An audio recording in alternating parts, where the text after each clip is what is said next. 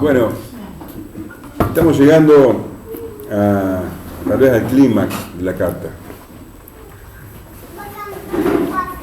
Y el capítulo 8 tendría a ser como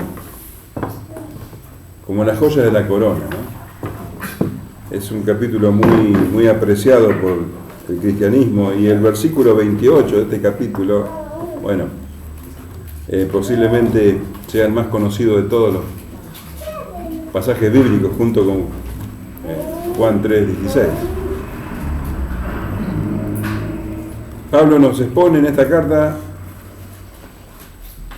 que la justificación delante de Dios es solo por la fe. O sea, nos muestra en los 3 primeros capítulos el pecado que hay en el hombre. El hombre nunca puede salvarse por sí mismo porque es pecador, por más que sea judío, por más que sea gentil, por más que sea una persona muy ética o muy religiosa, no tiene la capacidad de salvarse a sí mismo. Todos estamos bajo pecado, y la única manera es por medio de Jesucristo. Y eso Pablo lo empieza a desarrollar al final del capítulo 3. Nos justifica por la fe en Jesucristo. Nos hace justos delante de Dios. Siendo pecadores, Él nos hace justos. Y vemos en los siguientes capítulos que junto con la justificación Dios nos da un montón de beneficios. Y en el capítulo 8 encontramos que, si bien en este mundo, en esta vida, la santificación, porque con la justificación viene la santificación, santificarnos, parecernos cada vez más al Señor Jesucristo, es difícil. Hay muchas luchas, y la principal lucha está dentro nuestro. Es nuestro viejo hombre, la carne. Pero en el capítulo 8 nos muestra que el Espíritu Santo es el que nos produce la victoria, el poder vencer a nuestra carne. Y tenemos luchas, tenemos debilidades, tenemos aflicciones, y realmente anhelamos que estas luchas y estas aflicciones se terminen, que venga el Señor de una vez por todas, lo que hablábamos el domingo. Y Pablo nos dice que sabemos que las aflicciones, y él lo tiene por cierto, dice que las aflicciones del tiempo presente ni se pueden comparar con la gloria venidera que en nosotros ha de manifestarse. Pero sí, tenemos aflicciones, tenemos luchas, gemimos dentro nuestro, esperando ese día. Y Pablo nos muestra también que somos débiles, tan débiles que ni siquiera a veces sabemos cómo orar. Pero el Espíritu Santo nos ayuda para eso. No sabemos entonces cómo orar, como conviene en ciertas ocasiones. Somos débiles. Pero hay una convicción que todos tenemos. Hay algo que sí sabemos. Y es lo que vamos a estudiar hoy. Vamos a estudiar los versículos 28 al 32. Y dice, y sabemos que a los que aman a Dios, todas las cosas les ayudan a bien. Esto es, a los que conforme a su propósito son llamados. Porque los que antes conoció también los predestinó para que fuesen hechos conforme a la imagen de su Hijo, para que Él sea el primogénito entre muchos hermanos. Y a los que predestinó, a estos también llamó, y a los que llamó, a estos también justificó, y a los que justificó, a estos también glorificó. ¿Qué pues diremos a esto? Si Dios es por nosotros, ¿quién contra nosotros? El que no escatimó ni a su propio Hijo, sino que lo entregó por todos nosotros, ¿cómo no nos dará también con Él todas las cosas? Hoy vamos a ver hasta acá, porque verdaderamente cada versículo es riquísimo, y si nos apuramos y queremos avanzar, vamos a perder la riqueza, ¿no? Entonces, decíamos, sí, hay veces que no sabemos ni cómo orar, pero lo que sí sabemos, y esto estamos seguros, que a los que aman a Dios, todas las cosas les ayudan a bien. Esto es los que conforme a su propósito son llamados. Lo sabemos, dice Pablo. ¿Y cómo lo sabemos? Bueno, lo sabemos porque primero lo dice la Escritura. En la Escritura encontramos testimonio de eso. Hay un versículo, por ejemplo, en el Salmo 25:10, que sería casi paralelo a este, pero del Antiguo Testamento, que dice: todas las sendas de Jehová son misericordia y verdad para los que guardan su pacto y sus testimonios. Dios está a favor nuestro y todas las cosas nos ayudan a bien. Tenemos la historia de José. José, ustedes saben, él era hijo de Jacob y sus hermanos estaban celosos de él, intentaron matarlo y después lo vendieron. Y bueno, es muy interesante leer la historia de José.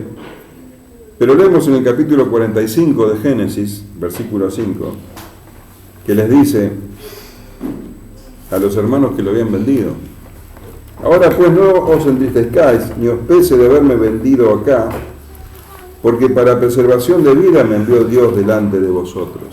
Dios estaba al control. Génesis 45:8 dice: así pues, no me enviasteis vosotros acá, sino Dios, que me ha puesto por padre de Faraón y por señor de toda su casa y por gobernador en toda la tierra. Y en el 50:20 dice: vosotros pensasteis mal contra mí, mas Dios lo encaminó a bien, para hacer lo que vemos hoy, para mantener en vida a mucho pueblo. Entonces, vos fijate, si nosotros cuando leemos el comienzo de la historia de José, que los hermanos complotan contra él, lo tiran en un pozo, lo venden después a unos mercaderes, y uno dice: qué desastre todo. Y después seguimos leyendo y él hace las cosas bien, él trata de ser fiel a Dios y no es traicionado, y lo meten preso, pero Dios siempre está con él. Y todas esas cosas que para los ojos de los hombres son desastrosas, Dios lo encaminó bien y lo puso a José como el segundo de Faraón, para beneficio de los hermanos, de su propia familia, que fueron los que lo vendieron. Dios encamina todas las cosas para bien. Lo sabemos porque la Escritura lo dice y lo sabemos por experiencia personal. Por eso Pablo dice: sabemos, esto es algo que lo hemos comprobado. Yo creo que a medida que vamos caminando en la vida, vamos comprobando eso. Yo creo que, por lo menos yo tengo un testimonio de eso en mi propia vida. Hay cosas que fueron muy malas en su momento, Dios las encaminó para bien. Entonces, esto es algo que lo sabemos. Lo sabemos. Y me gustaría que vos también lo sepas. Y si no lo sabés todavía, si no lo has comprobado todavía, ya lo vas a comprobar. En tu andar en el Señor vas a comprobar que todas las cosas nos ayudan a bien. Por eso dice: lo sabemos. ¿Qué es lo que sabemos? Que a los que aman a Dios, no a otras personas, solo a los que aman a Dios. Esta es una característica esencial. Vos no le podés decir a cualquier persona, un compañero tuyo de trabajo: bueno, no te preocupes porque todo lo que te pasa te ayuda bien. No sería verdad. Esto es solo a los que aman a Dios. Y seguramente muchos te van a decir: no, pero yo amo a Dios. Pero no es esa clase de amor. Porque el amor a Dios no nace naturalmente. El amor a Dios es algo que Él produce en nosotros, y lo dice en esta misma frase: esto es a los que conforme a su propósito son llamados. Solamente pueden amar a Dios aquellos que han sido llamados por Él. Dice Primera de Juan 4:10: en esto consiste el amor, no en que nosotros hayamos amado a Dios, sino en que Él nos amó a nosotros y envió a su Hijo en propiciación por nuestros pecados.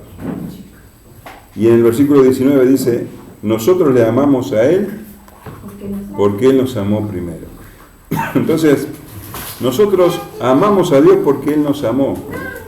¿Y cómo nos amó? Bueno, en este libro en Romanos lo vemos en el capítulo 5. Él nos amó dando a su propio Hijo. Entonces, este amor a Dios no es algo que nace naturalmente en el corazón del hombre. El hombre naturalmente rechaza a Dios. Lo rechaza. Recién hablábamos acá un poquito y ustedes mismos lo decían. Cuando a un compañero de trabajo le decís, voy a una reunión de la iglesia y ya te ponen traba. Porque el hombre naturalmente rechaza a Dios. El hombre busca independencia y no quiere saber nada con un Dios que en realidad está enojado con él, airado, dice, con él. No quiere el hombre sujetarse a Dios. Por eso ese amor del que habla acá es algo que Dios pone en nosotros. Estos mandamientos, entonces, esta promesa es exclusiva solamente para aquellos que le aman. Fíjate en Éxodo 26 dice: y hago misericordia a millares a los que me aman y guardan mis mandamientos. En Deuteronomio 7:9 dice: conoce pues que Jehová tu Dios es Dios fiel, que guarda el pacto y la misericordia a los que le aman y guardan sus mandamientos hasta 1000 generaciones, y que da el pago en persona al que le aborrece destruyéndolo, y no se demora con el que le odia, en persona le dará el pago. Isaías 56:6 dice: y a los hijos de los extranjeros que sigan a Jehová para servirle y que amen el nombre de Jehová para ser sus siervos, a todos los que guarden el día de reposo para no profanarlo y abracen mi pacto, yo los llevaré a mi santo monte y los declararé en mi casa de oración. Sus holocaustos y sacrificios serán aceptos sobre mi altar, porque mi casa será llamada casa de oración para todos los pueblos. Eso es lo que dice el Antiguo Testamento, y en el Nuevo Testamento vuelve a decirlo. Primera de Corintios 2:9 dice: antes bien, como está escrito, con cosas que ojo no vio, ni oído yo, ni han subido en el corazón del hombre, son las que Dios ha preparado para los que le aman. Esta promesa es para aquellos que le aman.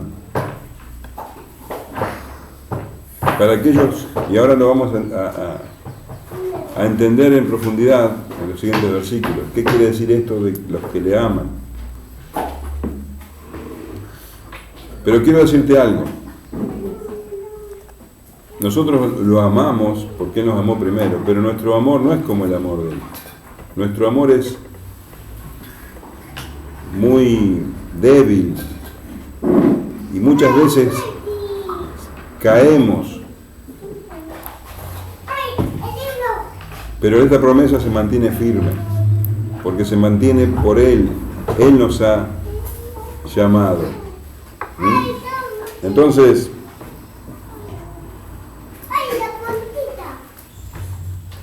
dice que a los que aman a Dios, a aquellos que lo aman como Él quiere que lo amen, aunque siempre es imperfecto. Acuérdate cuál es el primer y más grande mandamiento. Con toda tu alma, con toda tu mente, con todas tus fuerzas. Los que le aman de esa manera, aunque de manera imperfecta, a esos todas las cosas les ayudan a bien. Y cuando habla de todas las cosas, ¿a qué se refiere? ¿Qué son todas las cosas? Todas las cosas. Lo que está bien según vos y lo que está mal según vos. Todas las cosas. Todo lo que te rodea y todo lo que te acontece, todo lo que te aconteció y todo lo que te acontecerá. ¿Está bien? Absolutamente todas las cosas. Que llueva es para tu bien y que no llueva es para tu bien. Que ande el wifi es para tu bien y que no ande el wifi es para tu bien. Todas las cosas te ayudan a bien. Tener un amor correspondido es para tu bien y hasta una traición es para tu bien. Todo es para tu bien. Incluso tus propios pecados de tu vida pasada, hoy Dios los transforma para bien. Como vemos también en los hermanos de José, todo lo hicieron con mala intención, lo hicieron para el bien de él. Sin embargo, Dios lo dispuso para el bien. Todo. Cuando vos ves el Génesis y lees la historia de la creación, el primer capítulo de Génesis, ves que Dios hizo todas las cosas con el propósito de crear al hombre. O sea, Dios creó la última estrella que nunca vamos a ver para el beneficio del hombre, del ser humano. Y ahora vemos que del género humano Él tiene unos escogidos, que es su iglesia. Todas las cosas le ayudan a bien. Todo, Dios dispuso todas las cosas para el bien de los que los aman. Vos decís, bueno, pero Satanás está en mi contra, pero Dios hace que aún las maquinaciones de Satanás se van para ti. Acordate del aguijón en la carne de Pablo. Pablo dice que tenía un mensajero de Satanás que siempre, y Dios lo dispone a bien. Job, Satanás se ensañó con él, Dios lo permitió, pero lo llevó a que Job tuviera una relación mucho más profunda con Dios. ¿Cuál es el bien del que estamos hablando? Dios lleva todas las cosas para tu bien, y tu bien es ¿qué? El propósito de Dios. Tu bien es, y después ahora lo vamos a ver, tu glorificación. Tu bien es que Dios trabaja en vos para que cada vez te parezcas más a Jesucristo. Y eso es lo que dice. Entonces, pues fíjate que en el versículo 18, Pablo nos daba, en este mundo contradictor, a este mundo opositor al cristiano, al creyente, dice que las aflicciones del tiempo presente no se comparan con la gloria venidera que en nosotros ha de manifestarse. O sea, nosotros podemos estar ahora atravesando situaciones muy difíciles y mirar el futuro y decir, bueno, pero me espera la gloria venidera. Entonces, esa esperanza hace que vos puedas pasar este momento horrible fortalecido. Pero no solamente tenemos eso, sino que además sabemos que este momento horrible tiene un propósito bueno. Entonces, realmente tenemos mucho en qué fortalecernos en esta vida. Y dice que los que aman a Dios han sido llamados por Él conforme a su propósito. Entonces,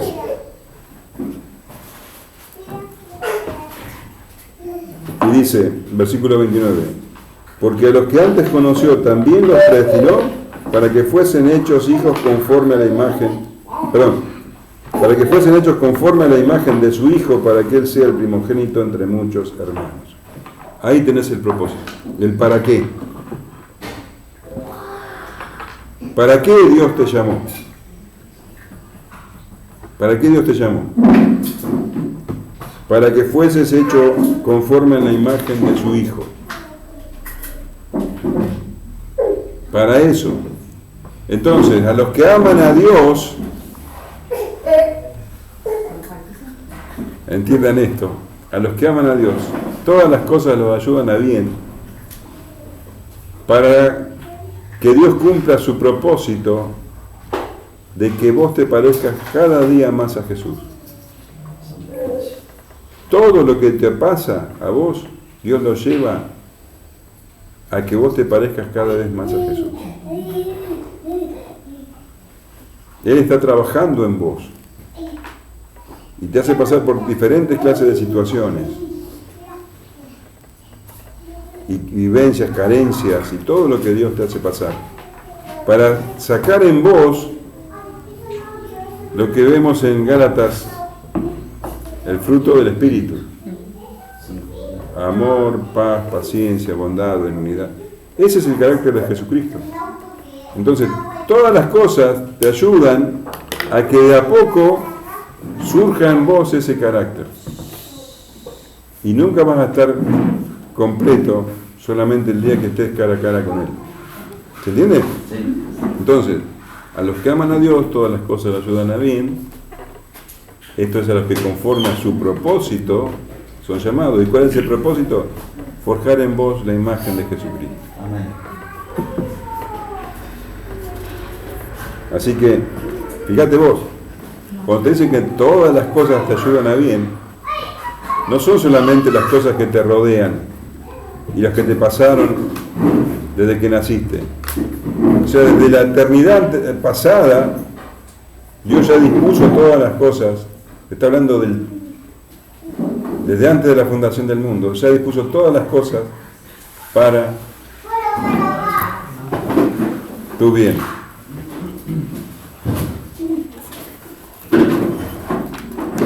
Y entonces dice Pablo,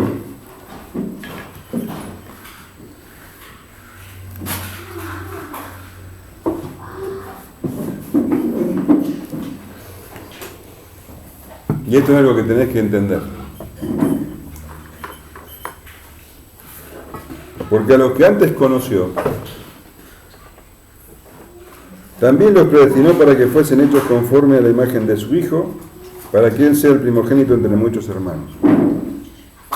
Y a los que predestinó, a estos también llamó. Y a los que llamó, a estos también justificó.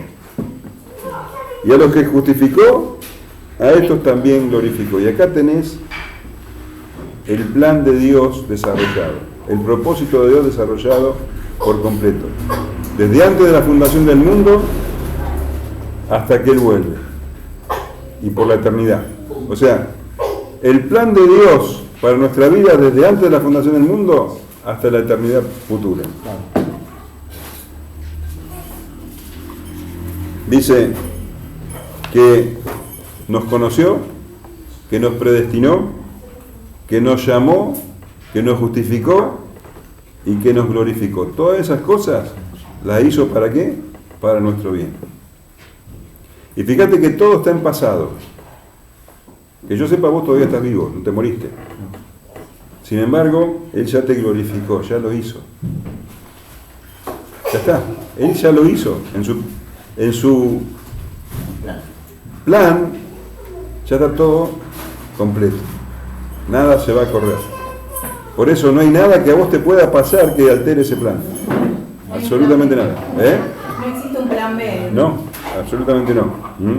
Entonces, dice a los que antes conoció. ¿Qué quiere decir a los que antes conoció?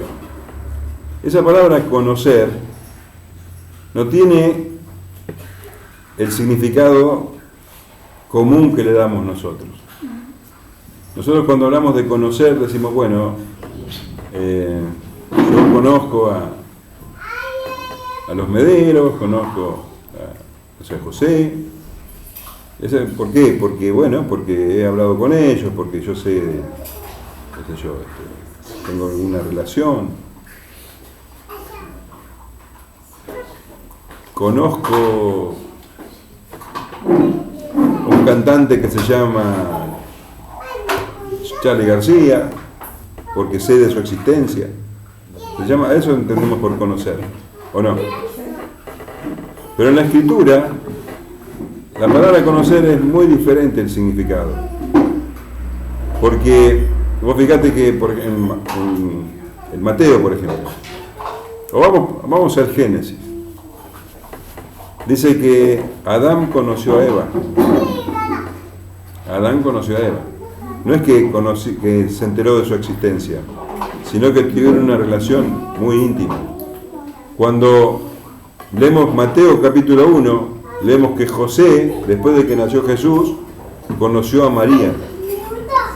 Hasta antes, María había sido virgen cuando concibió a Jesús. Pero una vez que nació Jesús, dice que José la conoció, tuvieron relación. Se trata de una relación íntima y especial, una relación de amor. Dios conoce a toda la gente a lo largo de la historia. Pero cuando la Biblia dice conocer, está hablando de una relación de amor. Por ejemplo, te voy a dar un versículo.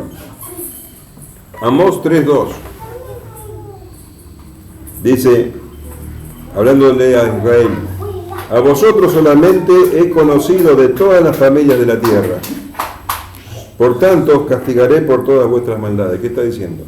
Que a Israel, él conocía a todas las familias de la tierra, Dios. Pero solamente a Israel ha amado.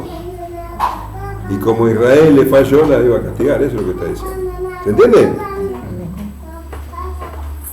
Jeremías 1:5. Dios le dice a Jeremías, antes que te formase en el vientre te conocí, y antes que nacieses te santifiqué, te di por profeta a las naciones. ¿Te das cuenta de lo que significa conocer? Amar.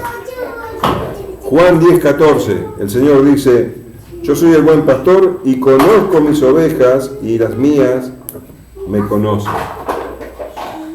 ¿Se entiende? Segunda de Timoteo 2:19. Pero el fundamento de Dios está firme teniendo este sello. Conoce el Señor a los que son suyos. El Señor conoce todas las cosas. Él es omnipotente, omnisciente. Él sabe todo. Conoce todo. Pero cuando acá habla de conocer, está hablando de amar. Tener una relación estrecha, íntima. Entonces, lo que dice la Escritura es que desde antes de la fundación del mundo, Dios conoció, amó, escogió en amor a algunos para salvación. Efesios, capítulo 1, versículo 4, dice, según nos escogió en Él antes de la fundación del mundo para que fuésemos santos y sin manchas delante de Él. Segunda de Tesalonicenses 2:13. Pero nosotros debemos dar siempre gracias a Dios respecto a vosotros, hermanos amados, por el Señor, de que Dios os haya escogido desde el principio para salvación, mediante la santificación por el Espíritu y la fe en la verdad. ¿Se entiende lo que estoy diciendo? Dice que Dios escogió a algunos desde antes de la fundación del mundo para que sean suyos. ¿Para qué los conoció? Dice, a los que antes conoció, ¿para qué los conoció? A los que antes les conoció, también los predestinó para que fuesen hechos conforme a la imagen de su Hijo. Entonces, Dios, antes de la fundación del mundo, Él tenía ya todo su plan de todas las personas que iban a habitar la tierra, y Él a algunos los escogió. Es lo que hace Dios. En su soberana voluntad, Él escoge a algunos. Hay una rama del cristianismo llamado arminianismo, porque adhieren a la idea de un señor llamado Arminio, que él decía que lo que está diciendo acá Dios, Pablo, es que Dios, antes de la fundación del mundo, Él ya sabía quiénes iban a creer en Él. Entonces a esos los escoge, a esos los conoció, pero no es lo que dice la Escritura. Porque en realidad ahí el que estaría escogiendo sería el hombre. Dios estaría, digamos, respondiendo a la voluntad del hombre. Bueno, la Escritura dice que Dios es completamente soberano y que Él escogió, y esto lo va a desarrollar Pablo en los capítulos 9, 10 y 11, el tema de la elección divina. Pero entonces acá lo que tenemos que entender es que Pablo nos está diciendo que a los que antes conoció, a los que antes escogió, antes de la fundación del mundo, a esos que Él había escogido, los predestinó. ¿Los predestinó para qué? Para que sean hechos conforme a la imagen de su Hijo. Eso es el plan de Dios para nosotros. Nos escogió para que seamos parecidos a Jesús. Efesios 1:5 dice, y en amor habiéndonos predestinados para ser adoptados hijos suyos por medio de Jesucristo, según el puro afecto de su voluntad. ¿Por qué hizo esto? Ustedes saben que en el Génesis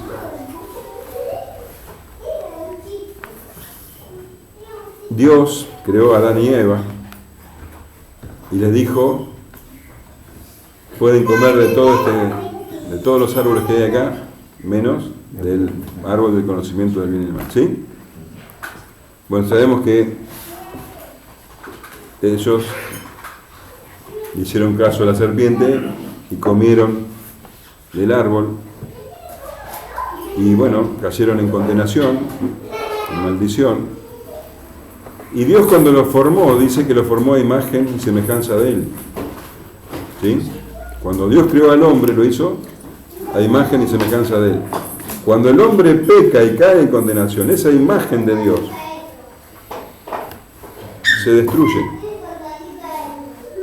Ya el hombre es pecador, Dios es santo, ya la imagen de Dios no está en él. O está desdibujada, está deformada, por decirlo de alguna manera. Ahora,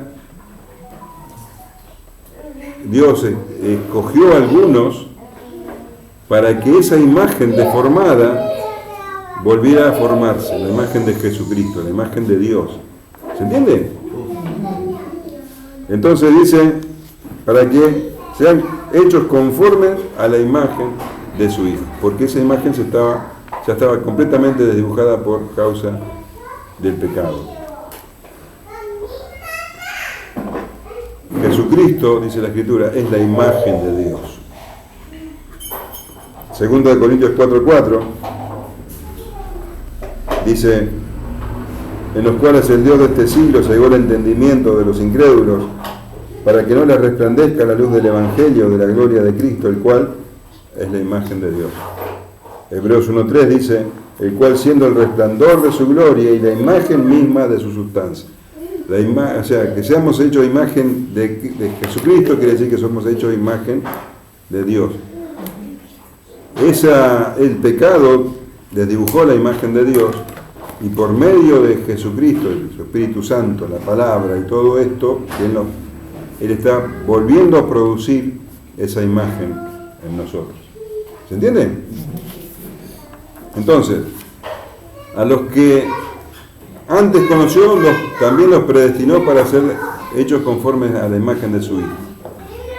Para que en nosotros el Espíritu Santo fuese llevándonos a dar fruto. El de amor, paz, paciencia, la imagen de su Hijo. Y para que Él sea el primogénito entre muchos hermanos. Jesucristo es el Hijo de Dios. Él es el Hijo de Dios, unigénito. Y Él nos salvó para que seamos también hechos hijos de Dios. Pero Él es el primogénito, Él es el preeminente. Nunca vamos a ser como Él. Él tiene preeminencia en todo. Él es el primogénito entre muchos hermanos. Primogénito no quiere decir el primer concebido, quiere decir el principal entre muchos hermanos. Nosotros somos los hermanos menores, por decirlo así, de Jesucristo. Esto demuestra su amor tan grande, ¿no? Él murió para adoptarnos en su familia, como sus hermanos. Dios Padre, Dios Hijo y nosotros hechos hijos de Dios por medio de la adopción, por medio de la fe en Jesucristo. Entonces fíjate, dice que a los que antes conoció, también los predestinó. Y a los que predestinó, a estos también llamó. Quiere decir que vos fuiste conocido por Dios mucho antes de que naciera, antes de que el mundo fuera fundado. Y Dios te predestinó para que un día vos lo conocieras por medio del Evangelio y que en vos se formara de a poco la imagen de su Hijo. ¿Sí? ¿Se entiende? Pero llegó un momento en tu historia, vos naciste, y si eras como yo, negabas a Dios todo el tiempo, ni te importaba, pero un día te llamó, un día escuchaste. Dice, a los que predestinó a estos también llamó. Ese llamado del que está hablando es un llamado especial, porque vamos a suponer que yo ahora tengo 100 personas delante mío, ¿de acuerdo? Y estoy predicándoles el Evangelio. Estoy llamando a todos, a los 100. Pero lo más seguro que de esos 100, ninguno o casi ninguno acepte el llamado. De 100 capaz que hay uno o dos.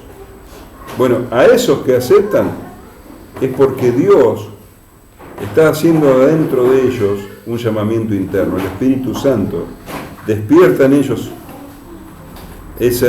sus oídos, abre sus oídos, dice la Escritura, para que entiendan, escuchen y se arrepientan. Ese llamamiento es irresistible.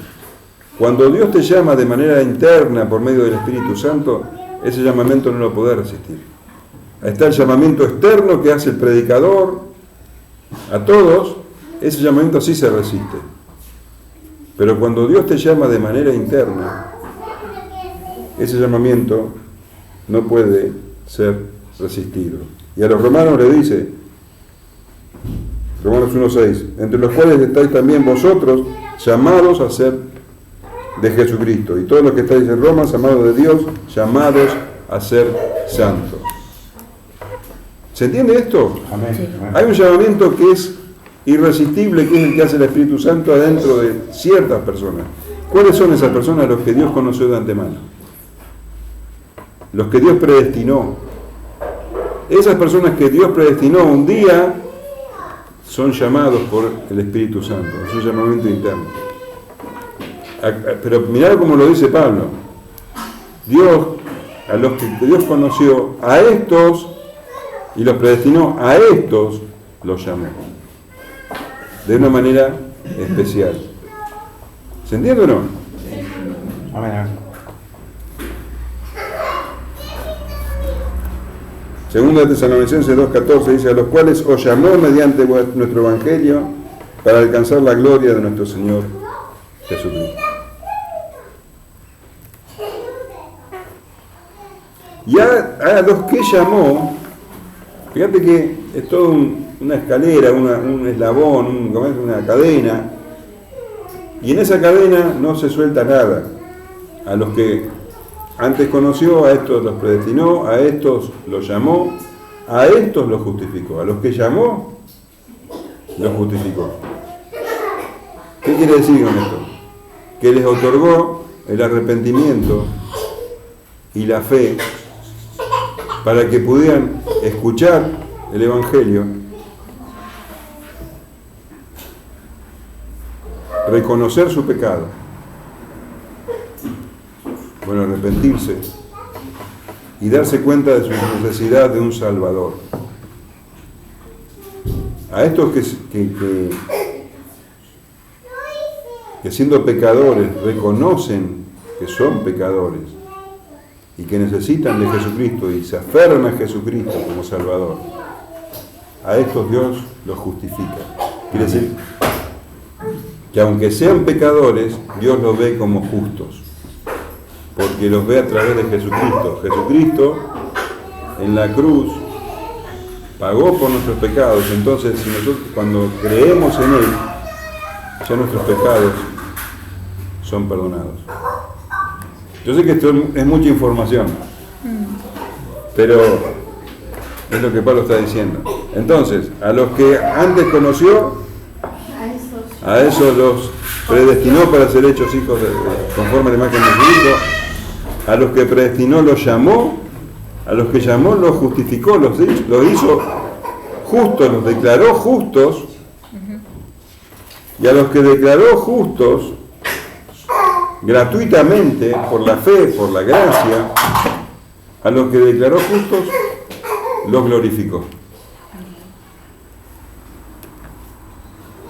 Quiere decir que esos, a los que Él ya había conocido antes de la fundación del mundo, a esos los glorifica.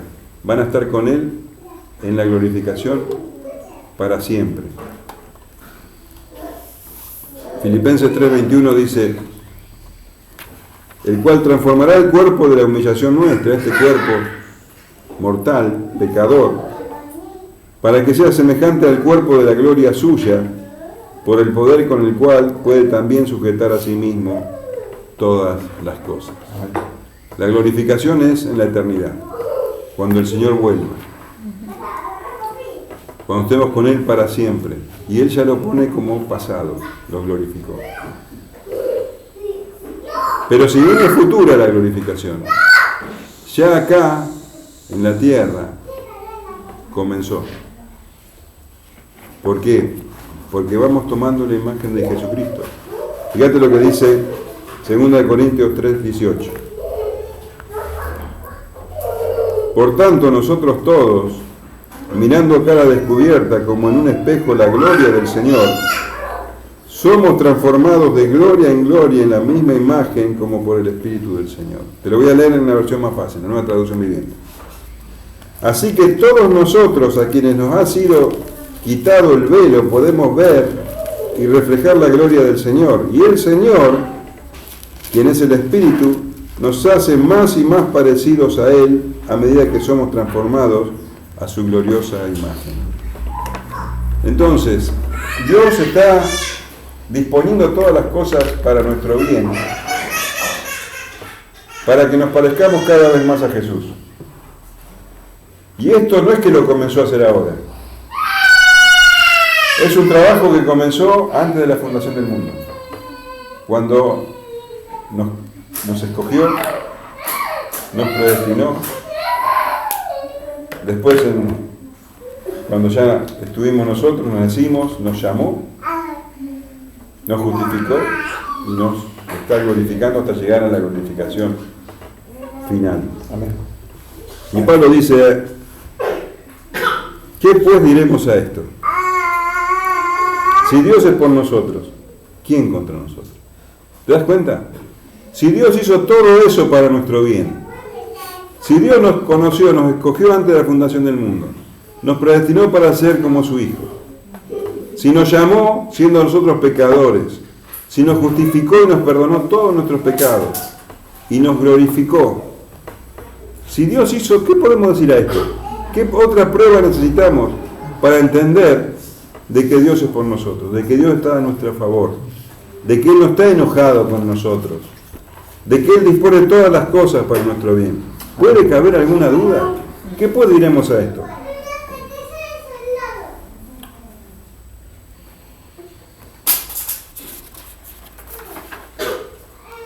Si Dios es por nosotros, ¿quién contra nosotros? Y vos podés decir, bueno, pero hay mucha gente contra mí.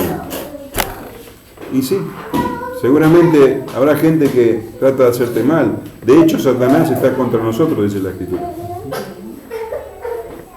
Y en Apocalipsis vemos, dice Apocalipsis 12:17, entonces el dragón se llenó de ira contra la mujer y se fue a hacer guerra contra el resto de la descendencia de ella, los que guardan los mandamientos de Dios y tienen el testimonio de Jesucristo. Satanás está en contra nuestra y nos hace guerra.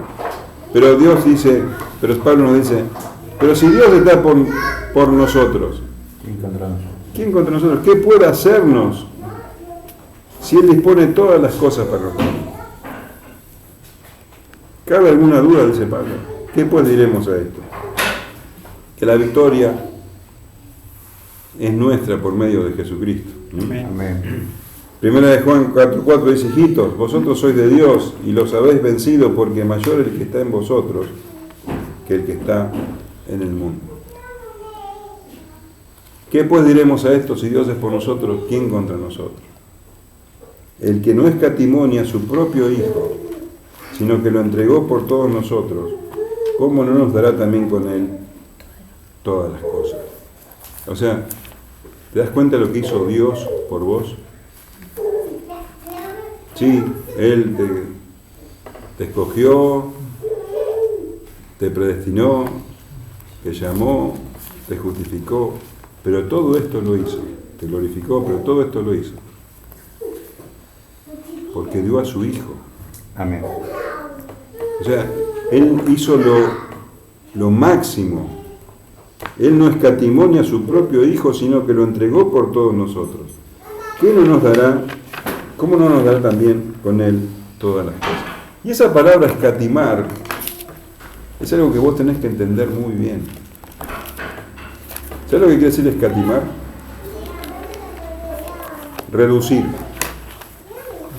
Quiere decir achicar, quiere decir partir algo que vos ofrecés, algo que se ofrece. Escatimar es, bueno, yo te ofrezco esto, pero después no te lo doy todo, te escatimo. ¿Entienden? Como mezquinar, como ser mezquino, o no Claro, ser mezquino. claro. Dios no escatimó a su propio Hijo. Es Dios. Él podría haber escatimado la pena del Señor Jesús. Es su Hijo. Él podría haber dicho, bueno, por ser mi Hijo, voy a reducir la pena. Pero no sería justo. Él no escatimó a su propio Hijo. Él lo dio por completo. Y acá lo que está haciendo Pablo es haciéndonos ver el dolor del Padre. Conocemos el dolor del Hijo. Pero ahora nos hace ver el dolor del Padre, lo que le costó al Padre nuestra salvación. Él no escatimó a su propio Hijo. Está haciendo referencia a Génesis 22, cuando a Abraham se le ordena que entregue a su hijo, ¿te acordás? Vamos a leer Génesis 22, 2.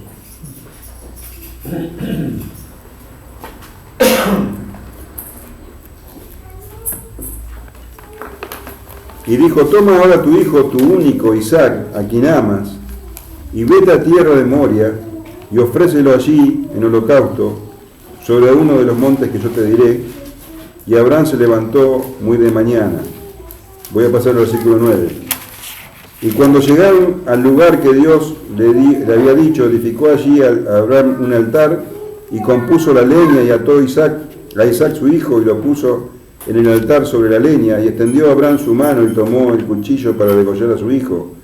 Entonces el ángel de Jehová le dio voces desde el cielo, y dijo, Abraham, Abraham. Y él respondió, heme aquí. Y dijo, no extiendas tu mano sobre el muchacho, ni le hagas nada, porque ya conozco que temes a Dios, por cuanto no me rehusaste tu hijo, tu único.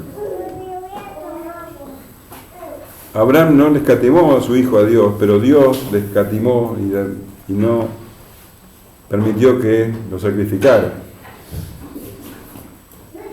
No hizo eso con su propio hijo, su amado, su único. Y Cristo tuvo que soportar la pena completa por todos nosotros. La ira de Dios completa, absolutamente toda. No escatimó nada. De tal manera amó Dios al mundo que ha dado a su Hijo unigénito para que todo aquel que en él cree no se pierda, mas tenga vida eterna. Cuando dice ha dado, tenemos que entender lo que significa que Él ha entregado a su Hijo. Lo entregó por completo para nosotros. No solo lo entregó a la muerte, como por ahí es fácil pensar. Cristo murió por nosotros. Lo entregó completamente, no escatimó nada. Y Cristo sufrió todo por nosotros. Mateo 27:45 dice, y desde la hora sexta hubo tinieblas sobre toda la tierra, hasta la hora novena. Cerca de la hora novena Jesús clamó a gran voz diciendo, Elí, Elí, lama sabactani. Esto es, Dios mío, ¿por qué me has desamparado? Algunos de los que estaban allí decían al oírlo, a Elías llama a este. Y al instante corriendo uno de ellos tomó una esponja y la empapó de vinagre y poniéndola en una caña le dio a beber. Pero los otros decían, deja, veamos si viene Elías a librarle. Más Jesús, habiendo otra vez clamado a gran voz, entregó su espíritu. Dice que a la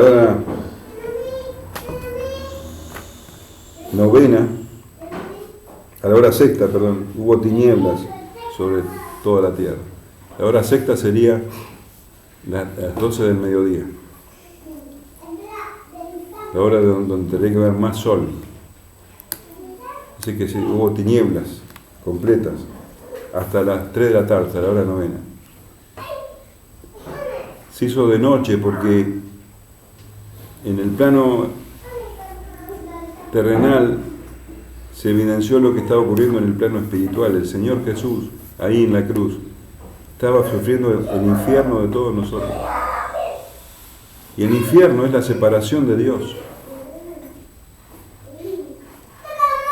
El infierno es la completa separación de Dios. Hoy la gente le da la espalda a Dios, pero Dios está aquí. Y la gracia de Dios está sobre todos. El malo se despierta y ve la luz como el bueno. El justo tiene hambre y come como el malo.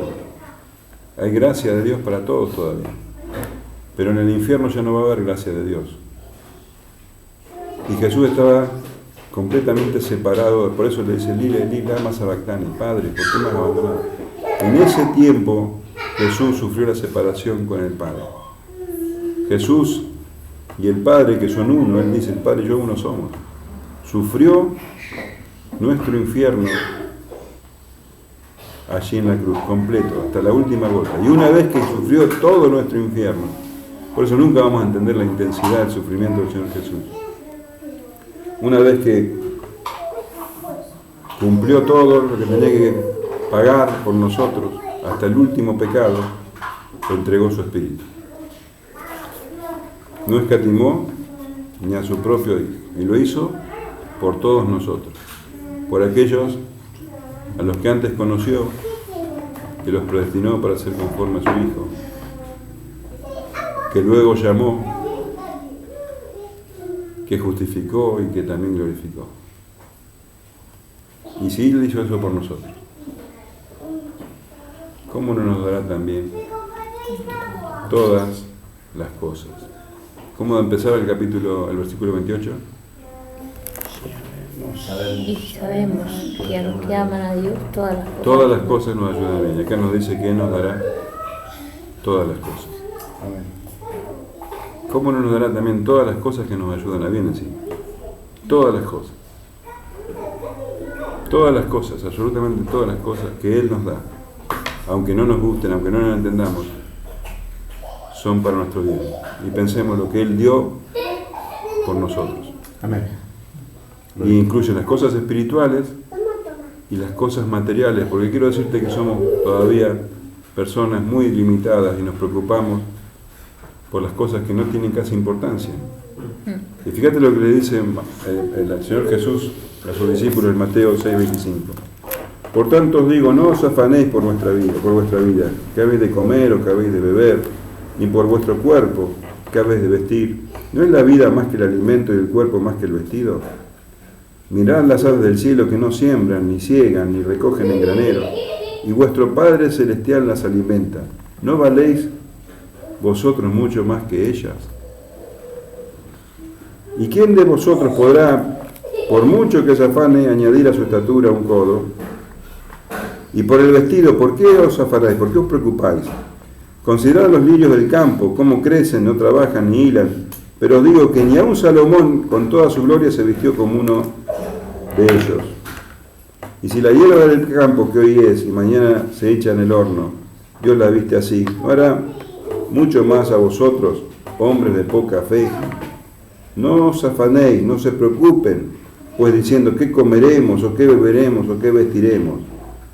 Porque los gentiles, los que no creen en Dios, buscan todas estas cosas. Pero vuestro Padre Celestial sabe que tenéis necesidad de todas estas cosas. Mas buscad primeramente el reino de Dios y su justicia, y todas estas cosas os serán añadidas. Todas las cosas espirituales, eternas, nos serán dadas, y también las que necesitamos para el día a día. ¿Qué duda te queda? Dice el Señor, dice Pablo. ¿Qué duda te queda? Si Él dio a su Hijo unigénito, no lo escatimó. Todas las cosas ayudan a nuestro Dios. Amén. Gloria al Señor. Gloria a Dios.